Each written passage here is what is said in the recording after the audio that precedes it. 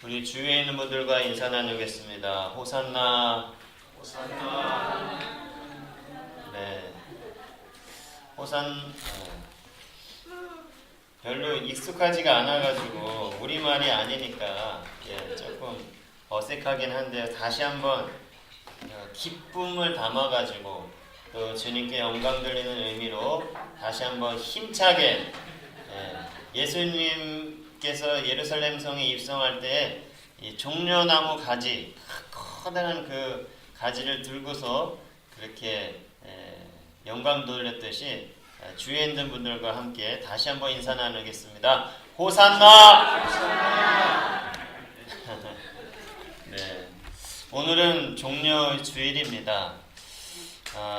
저는 이 종려주일을 맞으면서도 참 이 종려주일은 또 이제 고난주간이 시작되어지는 그런 첫날이 되니까 조금 아이러니하다 그런 생각을 해봤습니다. 항상 이 기쁨으로 예수님을 찬송하고 또 이제 맞이하는 그런 종려주일이 또 고난주간을 시작하는 그런 시작점이 된다. 뭔가 맞지가 않잖아요. 기쁨과 고난이 맞지가 않는데, 그러나 깊은 그런 신앙의 진리는 이 기쁨과 고난과 기쁨이 함께 연결되어 있다라고 하는 것을 생각해 볼 때, 이 종려주일과 고난주간이 연결되는 것이 그것이 참으로 맞다, 진리다라고 하는 생각을 해봅니다. 오늘은 말 그대로 종려주일입니다. 예수님께서 온 인류를 구원하시기 위해서 이 땅에 오셨는데 33년여의 그 인생 가운데 특별히 공생애의 사역은 3년이었습니다.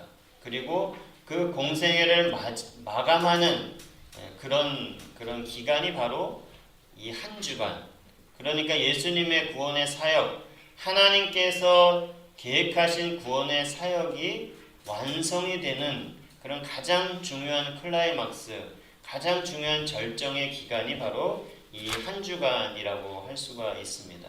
이런 때에 주님의 그 예루살렘 입성과 또 주님의 구원의 은혜와 사랑, 그 섭리를 깊이 깨달을 수 있는 복된 기간이 될 수 있기를 주님의 이름으로 축복합니다. 아멘. 말씀을 준비하면서 어떤 말씀을 준비할까 그러면서 여러 가지 생각을 했는데 이 절기 설교를 해야 되겠다 그런 생각을 했습니다. 그래서 본문을 이제 마가복음 11장 이제 복음서 중에 가장 이제 먼저 쓰여졌다라고 그렇게 학자들이 얘기하는 것이 마가복음이고, 그래서 그 마가복음의 예수님께서 예루살렘 성을 입성하는 그런 장면의 말씀을 이제 선정을 했습니다.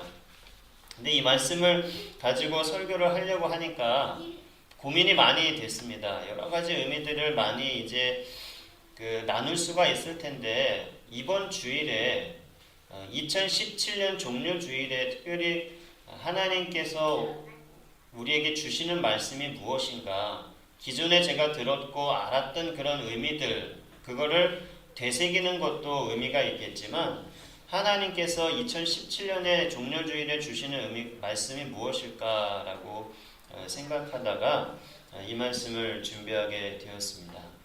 이 말씀을 통하여서 종료주일의 의미를 되새기고, 또한 우리가 이 시대에 무엇을 해야 할지, 특별히 종료주일에 무엇을 해야 될지를 다시 한번 생각할 수 있는 그런 기회가 될 수 있기를 주님의 이름으로 축복합니다. 첫 번째로는 예수님께서 왕이심을 찬양할 수 있는 그런 저와 여러분 되시기를 바랍니다. 마가복음 11장 2절 말씀을 함께 읽겠습니다. 이르시되 너희는 맞은편 마을로 가라. 그리로 들어가면 곧 아직 아무도 타보지 않은 나귀 새끼가 매여 있는 것을 보리니 풀어 끌고 오라. 아멘.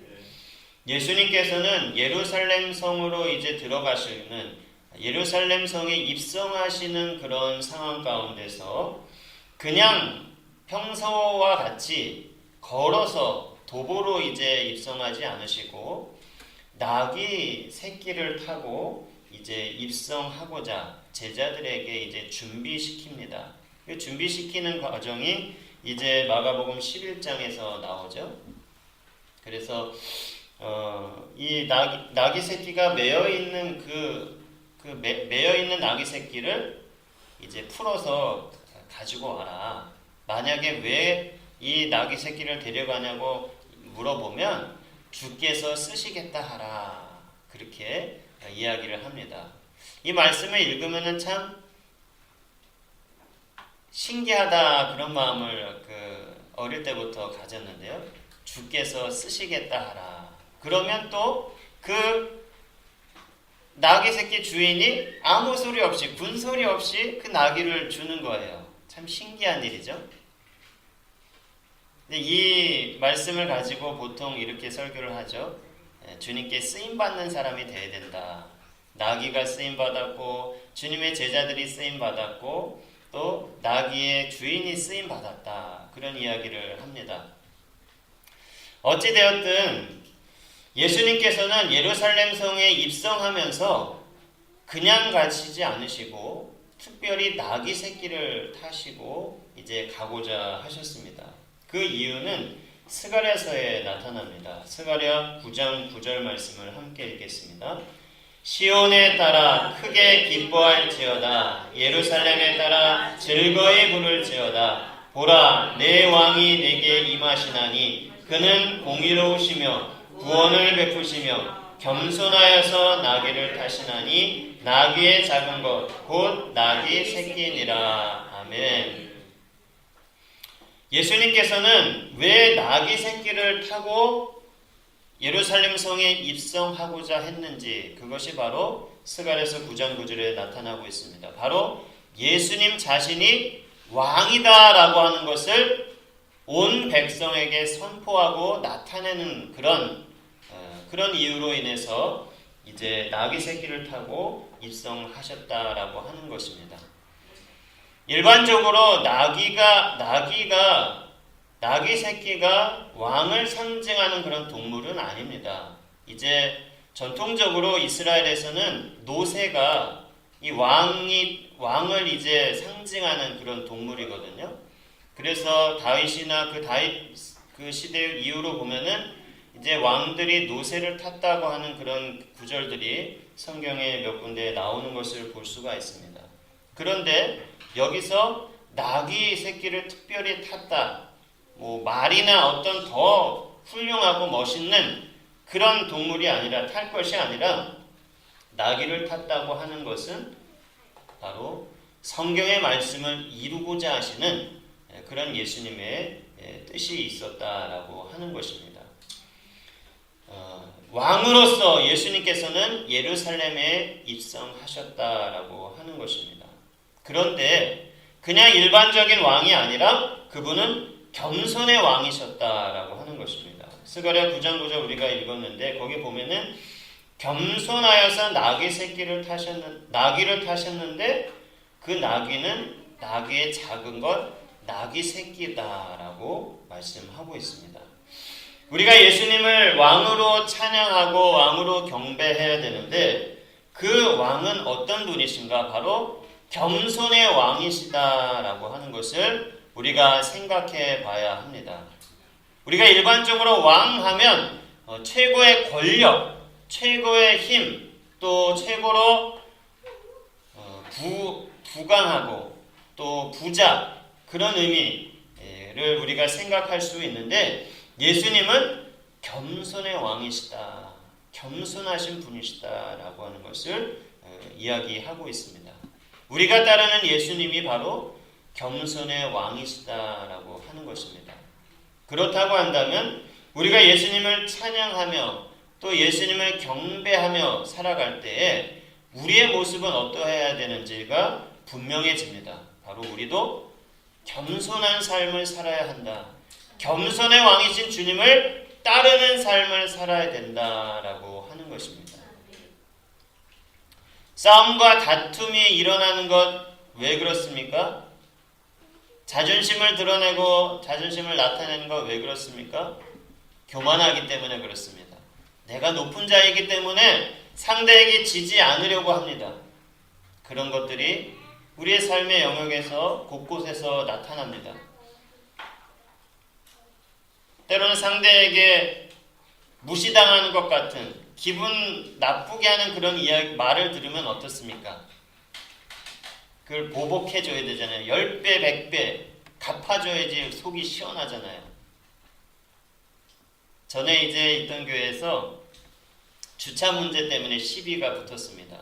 그 주차를 하신 분이 동네 사람이었어요.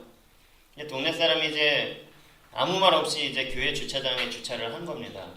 그로 인해서 여러 가지 불편한 일이 있었어요. 그랬는데 그 주차장에 있던 어떤 성도가 그 주차했던 사람이 나오니까 막 달겨 들어가지고 왜 여기다 댔냐고 막 하는 거예요. 그러더니 이제 그분하고 약간의 그 실랑이가 있고 차를 빼고 나갔습니다. 그러더니 그분이 하는 얘기가 아주 가관입니다. 욕이라도 한마디 해줬어야지 속이 풀렸을 텐데, 욕이라도 한번, 이거는 제 표현으로 한 거고 굉장히 가격하게 얘기를 했어요. 그분이. 마음이 덜 풀렸다는 겁니다. 욕이라도 그냥 시원하게 싸붙여줘야 내 마음이 풀렸을 텐데, 거기에 겸손함이 묻어있지 않습니다. 오히려 교만함이 그 가운데 보여집니다. 예수님을 따르는 우리는 겸손의 왕이신 주님을 쫓는 사람이고, 그래서 겸손의 왕이신 주님을 바라보며 또 그 길을 쫓아서 그 삶을 닮아가는 그런 삶을 살아가야 될 줄로 믿습니다. 우리가 호산나 찬양하며 입술로 하나님께 영광 돌리고 고백할 때에 바로 우리의 삶이 겸손의 왕이신 주님을 따라감으로 우리가 주님을 찬양할 수 있는 그런 삶이 되어야 될 줄로 믿습니다. 이 종료주일에 주님의 왕되심을 찬양하는 우리가 주님의 겸손함을 더 깊이 묵상할 수 있는 기회가 될 수 있기를 원합니다. 두 번째로 우리는 호산나라고 찬양을 해야 합니다. 마가복음 11장 9절 10절 말씀을 읽겠습니다.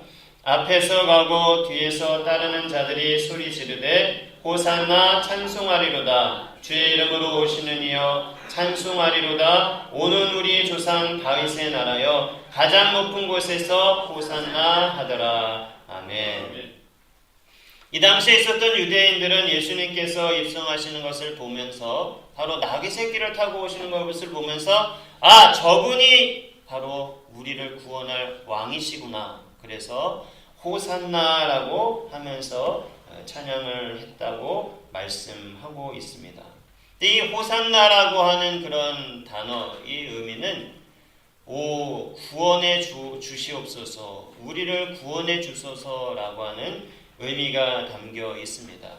그런데 이 말 자체는 구원해 달라고 하는 그런 말인데 이제 시대가 지나가면서 이 호산나라고 하는 말을 바로 기쁨 또 승리 그것을 환호하는 그런 단어로서 사용하고 있다고 하는 것입니다. 그러니까 호산나라고 하는 원뜻은 구원해 주옵소서라고 하는 그런 시편의 구절의 기도의 그런 의미가 담겨 있는데, 그러나 여기서는 호산나 할 때는 승리라고 하는 그런 의미를 이제 담고 있다고 하는 것입니다. 저는 호산나라고 하는 우리가 찬양해야 된다라고 할 때 먼저 이 단어에 담겨 있는 의미를 먼저 우리가 생각하면서 찬양해야 된다라고 생각합니다. 바로 우리를 구원해 주소서, 우리의 구원자는 예수님입니다라고 고백하며 선포하는 그런 삶이 되어야 한다고 하는 것입니다.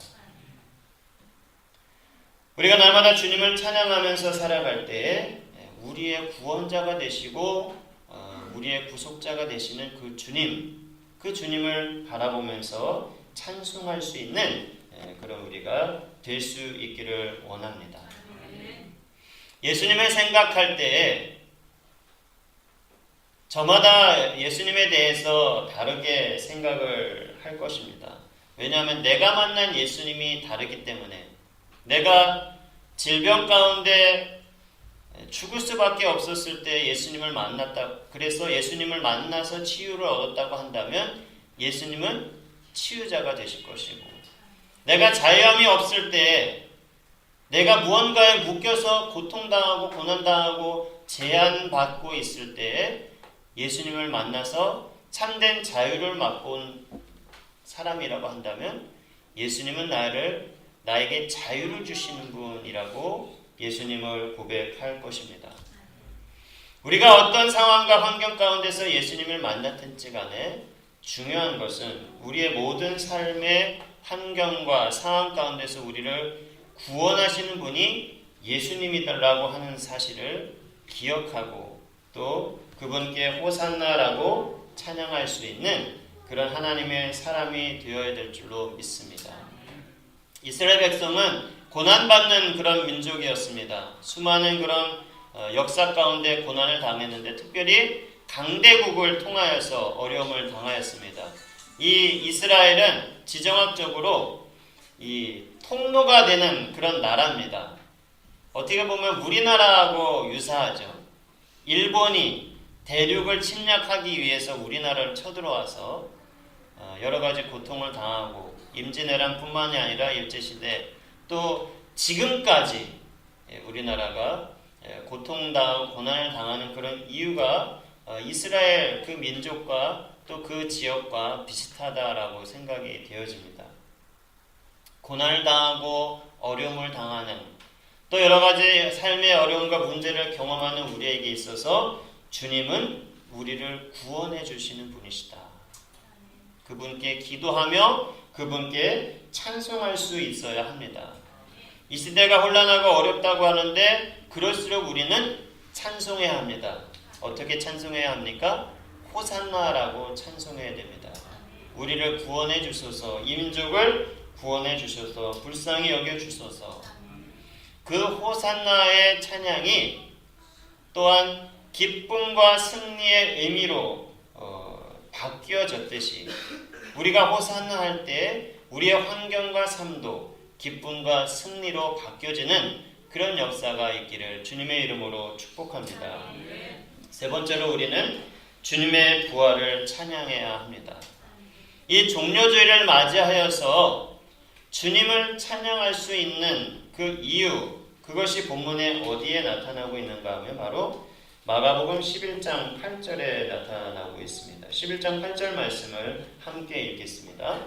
많은 사람들은 자기들의 겉옷을 또 다른 이들은 들에서 벤 나뭇가지를 길에 펴며. 아멘.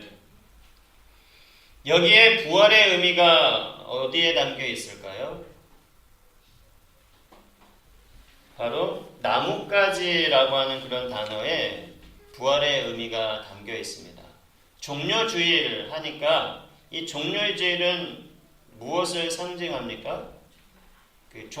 상징하는 것이 아니라 종려나무가지, 종려나무를 통해서 이제 이름이 붙은 것이죠. 종려나무 하면은 감이 잘 안 오는데 이렇게 설명을 해도 감이 잘 안 오실 수도 있을 겁니다. 종려나무는 대추야자 나무입니다. 대추야자. 이렇게 이야기해도 감이 잘 안 오시죠. 왜냐하면 대추야자는 우리나라에서 요즘에야 이제 들어왔지만 원래 우리나라에서 키우는 그런 나무가 아니니까 이스라엘이나 이런 중동 또 기후가 맞는 그런 세계 각곳에 이제 퍼져 있지만 우리나라 기후하고는 잘 맞지는 않는 그런 그 식물입니다. 이 대추 야자나무는 성경에서는 이제 많은 열매를 주렁주렁 열리는 그런 그 열매를 맺는 그런 모습을 보면서 다산과 풍요, 번성 그런 의미를 담고 있습니다. 이 대추 야자나무는 보통 어디에 있는가 하면 오아시스 주변에 있습니다. 또 여리고라고 하는 그런 도성을 종려나무의 성읍이다라고 표현하는 것을 보면은 그 여리고 지역에 이 종려나무가 있었다고 하는 것을 생각해 볼 수가 있습니다. 그런데 보통은 이제 이 종려나무를 흔들면서 기뻐하고 환호하는 일은 어느 때 있는가 하면 개선장군, 전쟁의 영웅들이 이제 입성할 때에 이 종려나무 가지를 들고서 이제 환영을 했습니다. 여기에도 이제 승리, 기쁨, 영광, 아름다움 뭐 여러 가지 의미가 담겨 있어서 이제 그런 아주 중요한 그런 행사, 그런 때에 이제 종려나무 가지를 들고서 환호하고 기쁨을 표현했던 것을 볼 수가 있습니다. 그런데 이 종려나무는 기쁨과 승리라고 하는 의미도 담고 있지만 부활의 의미도 담고 있습니다. 죽어도 다시 살아나는 그런 부활의 의미. 이 나무는 생명력이 굉장히 강해서요. 불이 나도 밑둥만 살아있으면 다시 이제 소생이 됩니다. 불이 나가지고 위에가 다 타서 꺼멓게 돼서 다 없어져 버려도 밑둥에서 다시 가지가 나고 그래서 줄기가 생겨지고 가지가 나와서 다시 복원이 됩니다. 그래가지고 열매를 맺어요. 자료를 찾아보니까 열매를 맺기 시작하면은 한 80년 동안 풍성한 그 열매를 맺는 나무라고 합니다. 여기에 바로 부활의 의미가 담겨져 있다라고 하는 것이죠. 우리가 예수님을 찬양할 때에 예수님의 부활을 찬양하는 그런 하나님의 사람이 되어야 될 줄로 믿습니다. 죽어도 죽지 않고 다시 살아나는 그런 부활의 생명, 바로 예수님을 통해서 우리에게 임한다라고 하는 것을 기억하면서 바라보면서 소망 가운데 주님의 부활을 찬양할 수 있는 그런 하나님의 사람들이 될 수 있기를 원합니다. 기독교에 있어서 가장 중요한 절기가 바로 이 부활의 절기라고 할 수가 있습니다. 이 부활절, 부활의 영광은 고난 가운데 고난의 시기가 다 끝나고 다 완성이 되어야 부활이 있게 되는 것을 볼 수가 있습니다.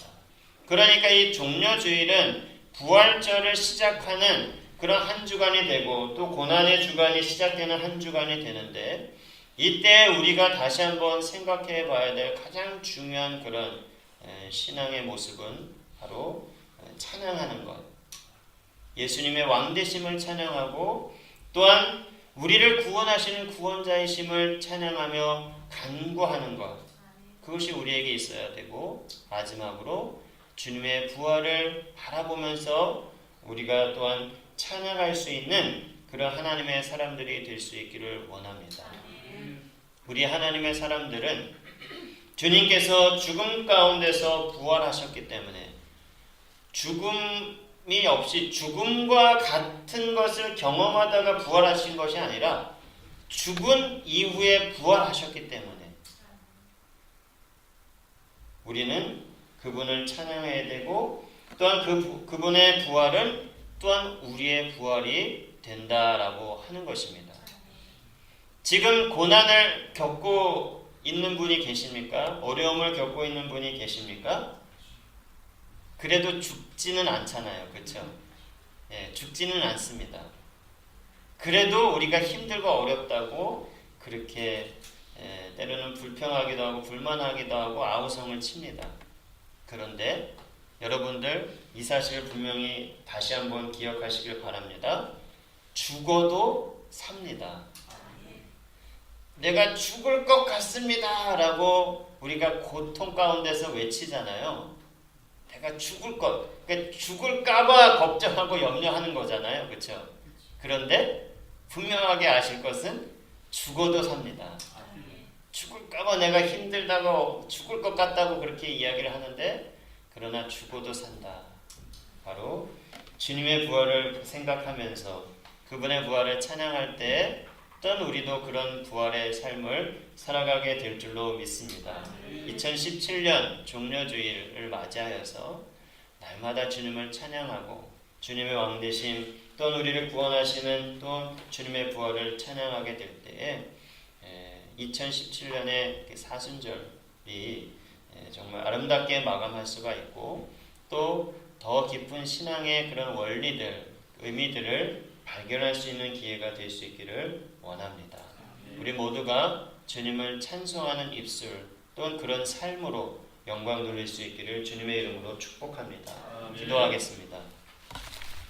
하나님 감사합니다. 저희들을 사랑하셔서 주의 자녀로 불러주시고 또한 귀한 종료주의를 맞이하게 하시니 감사합니다. 주님의 부활이 나의 부활이며 또한 주님을 찬양하며 찬송하며 주님을 의지하며 나아갈 때 우리의 구원자가 되시고 또한 우리의 모든 것이 되심을 고백하는 우리의 삶이 되게 하여 주시옵소서.